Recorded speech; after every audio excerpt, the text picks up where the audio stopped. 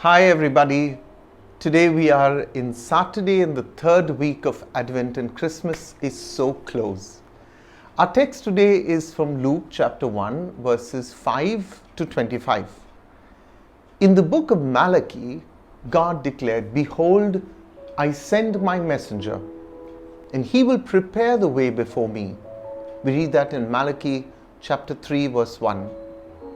That wonderful prophecy is what we hear of in today's gospel. So far as Judaism was concerned, Zecharias and Elizabeth were obscure and insignificant people. They were likely seen as having no favor with God because they were without children. There was a tremendous stigma attached to being without children, one which the women probably felt most keenly. Barrenness was considered a humiliation and even God's punishment. The situation of Zechariah and Elizabeth as old and childless is presented in a historical context. Zechariah served as a priest in the Jerusalem temple. One of the duties of the priest was to keep the brazier burning that stood on the altar of incense in front of the Holy of Holies. They would fill the brazier with fresh incense before the morning sacrifice and again at the evening sacrifice. It is true that Zechariah was a priest, but not of the high priestly family, but rather simply of the tribe of priests. At the time in Israel's history, this didn't represent anything very prominent. There were an estimated 7,000 to 20,000 priests who were of the priestly tribe. Yet, this was a red-letter day for Zechariah. He had been chosen by lot from the hundreds of available priests to offer incense for the Jewish nation. His childishness. It is true that Zechariah was a priest, but not of the high priestly family, but rather simply one of the tribe of priests. At this time in Israel's history, this didn't represent anything very prominent. There were an estimated 7,000 to 20,000 who were of the priestly tribe. Yet, this was a red letter day for Zechariah. He had been chosen by lot from the hundreds of available priests to offer incense for the Jewish nation. His childlessness, the great grief of his life, would have been on his mind as he prayed. It was during such an occasion that God's messenger Gabriel appears and foretells the birth of John the Baptist. "Zechariah, your prayer has been heard." For how many years had Zechariah been making that prayer? For so many that he had ceased to believe it would ever be answered. His doubt is so great that he asks for a sign.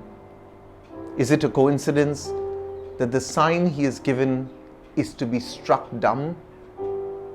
Unable to speak, all he can do now is listen, as God has listened to him over the years, as God listens to us. In due course, his wife Elizabeth conceived. We can imagine all the years she had been barren, all this shame, and how she could finally start hitting the streets, head to the mall and show off her great news.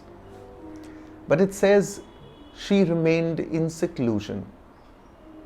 Here we find a man in silence and a woman in seclusion. She spent months in retreat and thanked God for taking away her disgrace in being childless. Zechariah and Elizabeth were not expecting these amazing things to happen to them. They were simply ordinary pious Jews living according to the law. They belonged among the Lord's own little ones of the earth, among the God-fearing masses. The things that happen in our lives are normally undramatic, but just as much a part of God's great plan. God had brought life where there was none. A strange thing happens when God starts to draw near. When Jesus shows up, life begins to stir in the most impossible places. From barren wombs to occupied tombs, life springs up where you would least expect it. The front page of the Jerusalem News would not have had any idea that the creator of the universe was coming among them, and that the prophet to prepare the way was now conceived. If we want to prepare for Christmas, we will have to decide who defines what is really important.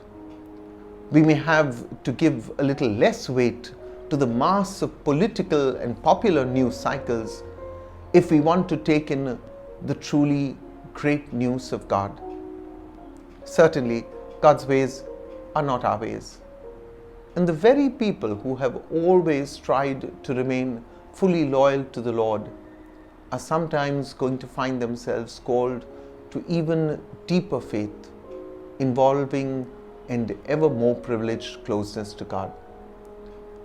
Tomorrow is the fourth Sunday in Advent. You can almost touch Christmas. I can almost smell it with all those foods and goodies being prepared. I wish you joy in each of these days to come. And even though many of us have struggled through a very difficult year, perhaps with death, with sadness, with financial losses, I wish that God would speak in these days to your heart, comforting and consoling you. I send you my love and my prayers from St. Jude Church. God bless you all.